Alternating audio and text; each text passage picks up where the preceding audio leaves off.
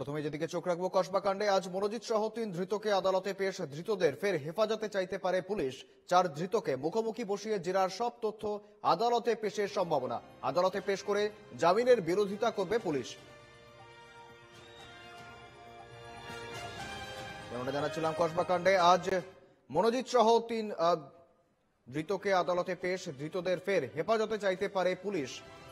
আমার সঙ্গে রয়েছেন প্রতিনিধি পৃথা দাশগুপ্ত। পৃথা, আমরা দেখেছিলাম ইতিমধ্যেই তাদের পুলিশি মেয়াদ শেষ হওয়ার পর, পুলিশি হেফাজতের মেয়াদ শেষ হওয়ার পর আবারও তাদের পুলিশি হেফাজতে চাওয়া হয়েছিল এবং সেই মেয়াদও আজকে শেষ হচ্ছে। আজকে তাদের আদালতে পেশ রয়েছে। আবারও কি নতুন করে পুলিশ তাদেরকে নিজেদের হেফাজতে চাইবে?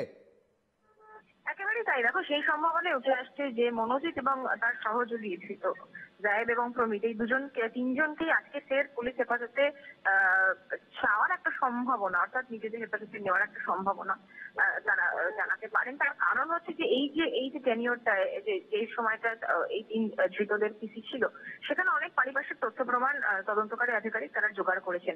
একদিকে রিকনস্ট্রাকশন হয়েছে কসবা কলেজে, ল কলেজে নিয়ে গিয়ে ধৃতদের রিকনস্ট্রাকশন করিয়েছেন তদন্তকারী আধিকারিকরা। পাশাপাশি স্পেশাল ইনভেস্টিগেশন টিম সেটা ফর্ম হয়েছে, গোয়েন্দা বিভাগ এই তদন্তভার গ্রহণ করেছে।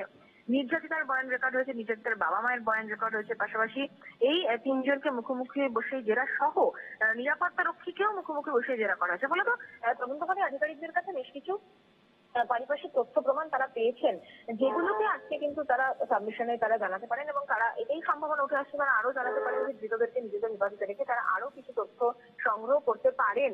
ফলত সেই জায়গা থেকে আজকেও তারা পুলিশি হেফাজতে চান কিনা ধৃতদের সেদিকে নজর থাকবে। কিছুক্ষণ পরে থানা থেকে বেরিয়ে ধৃত তিনজনকে নিয়ে মেডিকেল করানোর পরেই যা নিয়ম থাকে একেবারে আদালতে পেশ করা হবে। গতদিন যেটা দেখা গিয়েছিল যে মনোজিতের যিনি আইনজীবী তিনি জানিয়েছিলেন যে মনোজিৎ নির্দোষ। এক্ষেত্রে আজকে এই তিনজনের হয়ে আইনজীবী কি সওয়াল করেন এবং সরকারি আইনজীবী তারা কি বলেন, পুলিশ হেফাজতে চাওয়ার জন্য তারা কি কি দাবি জানান, অর্থাৎ কি কি সাবমিশন করেন, সেদিকেও কিন্তু প্রত্যেকের নজর থাকবে। বেশ পৃথা, ধন্যবাদ তোমায়।